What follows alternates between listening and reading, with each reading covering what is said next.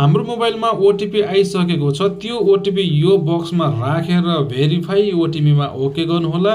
त्यसपछि यस्तो अप्सन खोलेर आउँछ। अबको केही बेरमा हाम्रो नेपालको बैंक खातामा पैसा जम्मा भइसक्छ है त।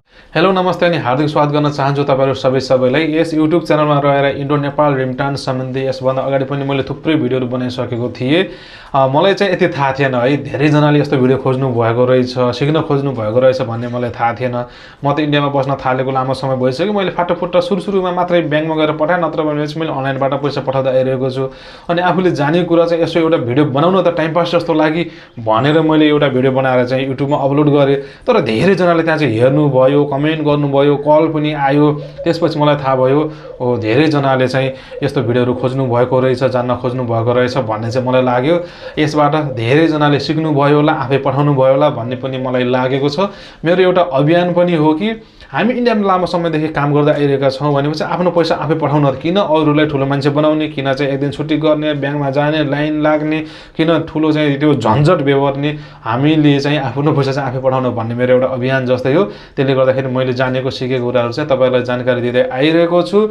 इन्डियाबाट नेपालमा पैसा पठाउनको लागि थुप्रै माध्यमहरु छन्। मैले डिड सेवाबाट कसरी पठाउने, अनलाइन साथीबाट कसरी पठाउने, योनो एसबीआईबाट कसरी पठाउने, कसरी केवाईसी गर्ने, कसरी वालेटमा एड गर्ने, धेरै भिडियोहरु बनाइसकेको छु। तपाईहरुले हेर्न सक्नुहुन्छ।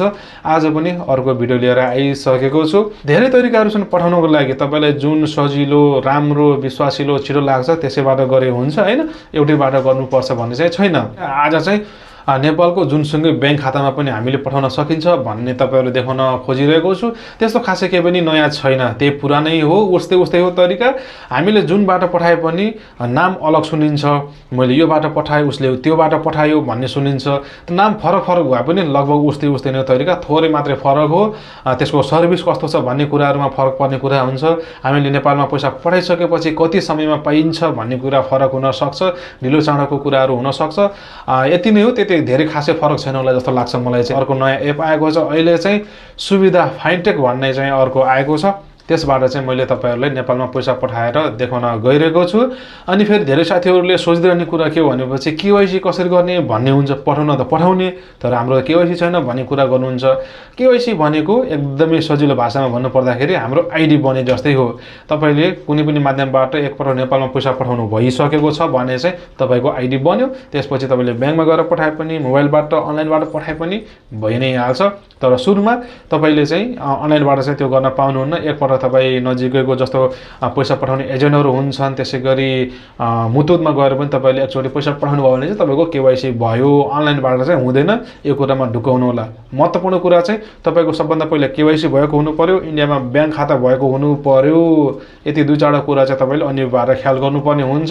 वालेटमा एड गरेर अनि नेपाल ब्याङ्कमा चाहिँ पठाएर देखाउन गइरहेको छु। आउनुहोस्, धेरै लामो कुरा भइसक्यो। अब चाहिँ भिडियो तपाईँ अगाडि बढौँ। यति बेला म मोबाइलको स्क्रिनमा आइसकेको छु। अब म प्ले स्टोरलाई ओपन गरेर सुविधा लेखेर सर्च गर्छु। तपाईले पनि यसै गरी गर्नुहोला। सुरुमा आइसकेको छ, यसलाई म ओके गर्छु। तपाईले पहिलो पटक गर्दाखेरि चाहिँ इन्स्टल आउँछ। मैले पहिले नै डाउनलोड गरेर राखेको हुनाले ओपन आएको छ। यसमा ओके गर्छु। ओपन गरिसकेपछि यस्तो खुल्छ। तपाईले पहिलो पटक डाउनलोड गरेर ओपन गर्दाखेरि चाहिँ यस्तो के डिटेलहरु भर्नुपर्ने हुन्छ। तर केही पनि गाह्रो छैन। आफ्नो नाम, कन्ट्याक्ट नम्बर, मागेको डिटेल भर्ने हो, केही पनि छैन। मैले चाहिँ पहिले नै लगइन गरेर राखेको हुनाले यस्तो आएको छ। देख्न सक्नुहुन्छ यहाँ मेरो माथि नाम छ, त्यसपछि रिचार्ज, रेमिटान्स भनेर दुईटा वालेट देखाएको छ। तल आइएमईरो प्रभु छ। धेरै अप्सनहरु छ। यी सबै कुरा हामीलाई आवश्यक छैन। जे कुरा आवश्यक छ त्यसमा मात्र ध्यान दिए पुग्छ। अब यसको लागि हामीले जस्तो हाम्रो ब्याङ्क खातामा भएको पैसा चाहिँ यहाँनिर लिएर आउनु पर्ने हुन्छ अनि बल्ल मात्रै हामीले पठाउन सक्छौं। डाइरेक्ट पठाउन सक्दैनौं। त्यसको लागि हामीले एड मनीमा ओके गर्नुपर्ने हुन्छ। यहाँनिर माथि तीनवटा भाषा दिएको छ। तपाईलाई जुन सजिलो लाग्छ त्यसबाट गर्न सकिन्छ। मैले इंग्लिशमा ओके गरे। अनि तल मेन वालेट छ अनि रेमिटान्स भनेको छ। यो दुईटा वालेट हो। मेन वालेटमा तपाईले पैसा ल्याउनु भयो भने चाहिँ त्यो नेपालमा रिचार्ज गर्नको लागि हुन्छ भने चाहिँ रेमिटान्स भनेको हामीले नेपालमा पैसा पठाउनको लागि हो। यसको लागि अब हामीले रेमिटान्समा ओके गर्नुपर्ने हुन्छ। तर यहाँनिर धेरै अप्सनहरु छ, धेरै तरिकाहरु छन्। क्यूआर छ, आईएफसी कोड छ, ब्याङ्क अकाउन्ट नम्बर छ, युपीआई छ, जुनबाट पनि हामीले गर्न सक्छौं। तर मैले तपाईलाई सजिलोको लागि युपिआईबाट गर्न गइरहेको छ। किनभने पछि ब्याङ्क अकाउन्ट नम्बर हान्नु पर्यो, आइएफएससी कोड हान्नु पर्यो, फेरि झन्झट पनि छ, एउटा दुईवटा नम्बर मिस्टेक पनि हुनसक्छ, अलिकति झन्झट छ। त्यसले गर्दाखेरि मैले तपाईँलाई सजिलोको लागि युपिआई आइडीबाट देखाउन गइरहेको छु, जसको लागि तल देख्न सक्नुहुन्छ सेकेन्ड लास्टमा आइडिएफसी फर्स्ट ब्याङ्क भनेको छ। यसको चाहिँ युपिआई आइडी दिएको छ। यो छेउमा देख्न सक्नुहुन्छ दुईवटा बक्स जस्तो छ, यसमा ओके गर्नुभयो भने चाहिँ यो युपिआई आइडी कपी भयो। यति भइसकेपछि अब हामी Google pay, phone pay, Paytm, mobile ब्याङ्किङबाट पनि हामी गर्न सक्छौँ। अब यसको लागि म गुगल पेतिर जान्छु है त। अब मैले गुगल पे ओपन गर्न गइरहेको छु। यहाँनिर यस्तो खुलेर आएको छ। यसको लागि अब तपाईँले पे एनीवन भनेको छ दोस्रो नम्बरमा, यसमा ओके गर्नुहोला। ओके गरिसकेपछि यहाँनिर तपाईँले अघि कपी गरेको जुन युपिआई आइडी छ यसलाई चाहिँ यहाँ पेस्ट गर्नुहोला। पहिले नै पठाइसकेको पैसा चाहिँ यहाँनिर देखाएको छ, यो चाहिँ हिस्टोरीमा हो। अब नयाँको लागि हामीले यहाँ पे गर्नुपर्ने हुन्छ। यसको लागि चाहिँ 50,000 हान्छु है त म। अब यो चाहिँ प्राइभेसीको कारणले चाहिँ कालो कालो देखाउँछ, सबै चाहिँ देखाउँदैन। यहाँनिर चाहिँ हाम्रो जुन त्यो युपिआई पिन हुन्छ हैन, त्यो सेपरेट पिन नम्बर हुन्छ, त्यो चाहिँ हान्छु। अनि हानिसकेपछि म अगाडि बढ्छु। यहाँनिर हाम्रो काम सक्सेस भइसकेको छ। अनि यसलाई चाहिँ एउटा स्क्रिनसट गर्नु होला। स्क्रिनसट गरेको चाहिँ अहिले हामीले काम लाग्छ, म बताउन गइरहेको छु। फेरि सुविधातिर तर्फ जान चाहन्छु। यहाँनिर तल देख्न सक्नुहुन्छ मेनुअल क्रेडिट रिक्वेस्ट भनेको छ, यसमा ओके गर्नु होला। ओके गरिसकेपछि सिलेक्ट ब्याङ्क भनेको छ आइडिएफसी फर्स्ट ब्याङ्कको युपिआईबाट हामीले गरेको, तल सेकेन्ड लास्टमा चाहिँ यसलाई ओके गर्नुहोला। त्यसपछि त्यो पैसा हामीले कति हालेको त्यो ओके गर्नुहोला, जस्तो 50,000 भयो। अनि अघिको जुन त्यो युटिआर नम्बर भन्ने छ त्यो चाहिँ हामीले यहाँ इन्टर गर्नुपर्ने हुन्छ। अनि तल सिलेक्ट पेमेन्ट मेथड भनेको छ, युपिआईमा ओके गर्नुहोला। अनि अघि हामीले स्क्रिनसट लिएका छौँ त्यो स्क्रिनसटलाई चाहिँ यहाँ अपलोड गर्नुपर्ने हुन्छ। यति भइसकेपछि सर एकपटक चेक गर्नुहोला कहीँ कतै हाम्रो मिस्टेक छ कि नै भनेर। सबै ठिक छ भने चाहिँ तल सबमिटमा ओके गर्नुहोला। सबमिटमा ओके गर्नु भइसकेपछि यसको 15-20 मिनट आधा घन्टा भित्रमा चाहिँ हाम्रो वालेटमा पैसा लोड हुन्छ। त्यसपछि हामीले नेपालमा रेमिटान्स गर्न सक्छौँ। हाम्रो रेमिटान्स वालेटमा पैसा लोड भएर आइसकेको छ। अब यति भइसकेपछि अब हामीले आइएमए गर्न गइरहेका छौँ। आइएमएमा ओके गरौँ। त्यसपछि तपाईँको केवाइसी भएको मोबाइल नम्बर राखेर सर्च गर्नुहोला। यहाँनिर यस्तो खुलेर आएको छ। अहिलेसम्म तपाईँले कति मान्छेहरूको नाममा पैसा पठाउनु भयो, पुरानो हिस्टोरी देखिन्छ भनेपछि नयाँ मान्छेको नाममा पठाउने हो भने चाहिँ न्यू रिसिभरमा ओके गरौँ। ओके गरिसकेपछि पाउने मान्छेको डिटेलहरू यहाँ चाहिँ भर्नुपर्ने हुन्छ। जस्तो मैले फटाफट भर्छु, तपाईँले पनि यसै गरी भर्नुहोला। रिसिभरको नाम भनेको छ, त्यसपछि तल कन्ट्याक्ट नम्बर भनेको छ, त्यसपछि मेल फिमेल के हो त्यो ओके गर्नुहोला। त्यसपछि सिलेक्ट रिलेसनशिप भनेको छ, यसमा तपाईँको के नाता पर्ने हो त्यो ओके गर्नुहोला। मैले वाइफमा ओके गरेँ। त्यसपछि सिलेक्ट स्टेट भनेको छ, कुन स्टेट कुन प्रदेश पर्छ त्यो भनेको छ।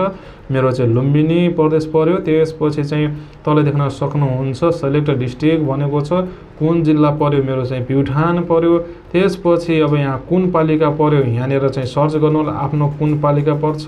मेरो चाहिँ स्वर्गद्वारी नगरपालिका पर्यो। त्यसपछि तल देख्न सक्नुहुन्छ पेमेन्ट टाइप भनेको छ, यहाँनिर चाहिँ तपाईँले क्यास पेमेन्ट नभएर ब्याङ्क डिपोजिटमा ओके गर्नुहोला। सेलेक्ट ब्याङ्कमा ओके गर्नुहोला। कुन ब्याङ्क हो तपाईँको, नेपालको, मेरो चाहिँ नेपाल ब्याङ्क हो, नेपाल ब्याङ्क लिमिटेडमा मैले अब ओके गरेँ। त्यसपछि अगाडि बढेँ।